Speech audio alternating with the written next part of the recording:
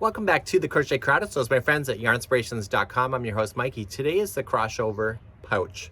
Now this was originally designed by Jeannie many years ago, and I decided to re-look at the pattern just to see how it was working out and more.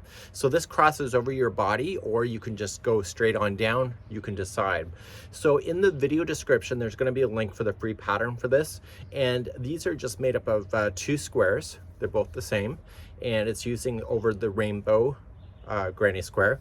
And then what I decided to do for the handle is that I did a twist handle, and I'll also provide the video for that as well. So there's a video for the square, a video for the handle.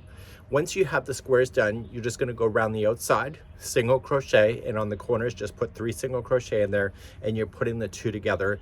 And when you're ready for the handle is only 40 inches, but it will stretch in time, so you don't want to make it too long when you go to start, because it will stretch. It is cotton doesn't stretch, but the stitches do.